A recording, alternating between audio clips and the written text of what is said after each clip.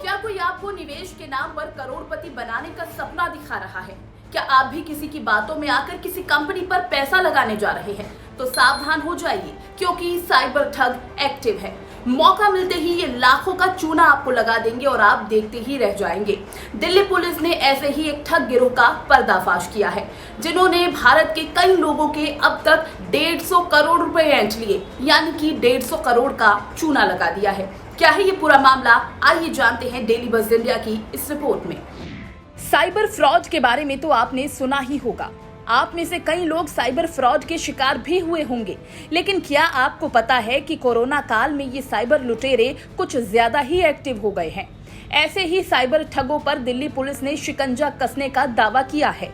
दरअसल दिल्ली पुलिस ने 2 सीए समेत 11 ऐसे लोग गिरफ्तार किए हैं, जो 3 ऐप के जरिए लोगों को पैसे का लालच देकर अपने जाल में फंसा रहे थे।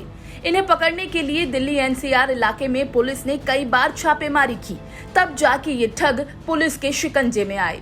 पकड़े गए साइबर ठगों में से एक अविक केडिया नाम के चार्टर्ड अकाउंटेंट के कम से कम 110 फर्जी कंपनियां बनाई थी, जिनकी मदद से कई बैंक खातों के जरिए पैसा इधर से उधर किया जा सके। अकेले अविक के पास से ही 97 लाख रुपए बरामद हुए हैं।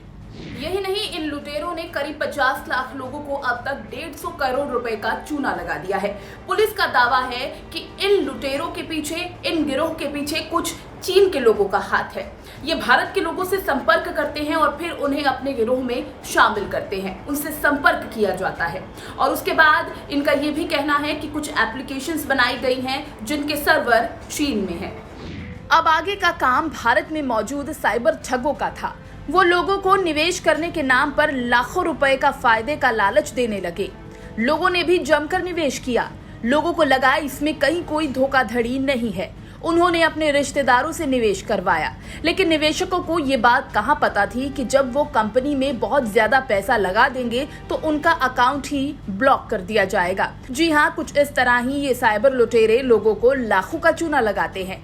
जैसे ही इन्हें लगता है कि इस शख्स ने बहुत ज्यादा निवेश कर दिया, उसका अकाउंट ही ब्लॉक कर दिया जाता है। दिल्ली पुलिस को ये समझ नहीं आ रहा था कि इस गिरोह का पर्दाफाश कैसे किया जाए, कैसे इनका भांडाफोड़ किया जाए। तो इसीलिए एक पुलिसकर्मी खुद निवेशक बना और इस ऐप के जरिए उन्होंने निवेश किया।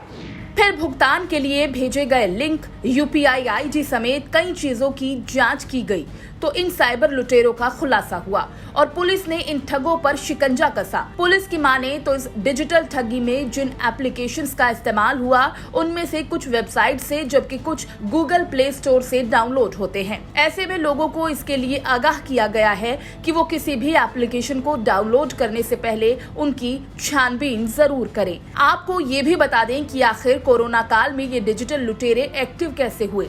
इंटरपोल की रिपोर्ट बताती है कि कोरोना काल में विश्व में साइबर फ्रॉड के मामलों में 350 गुना बढ़ोतरी हुई है। इसकी सबसे बड़ी वजह ये है कि लोग घर से ही अपना काम कर रहे हैं। ज्यादातर लोग ई-कॉमर्स वेबसाइट की मदद से ऐसा कर रहे हैं, जिसके जरिए साइबर लुटेरे इस ठगी को अंजाम दे रहे हैं। ऐसे में आपको सावधानी बरतने की जरूरत है, नहीं तो आप भी इन डिजिटल लुटेरों का शिकार हो सकते हैं। सावधान रहिए और ज्यादा खबरों के लिए देखते रहिए डेली बज़ इंडिया।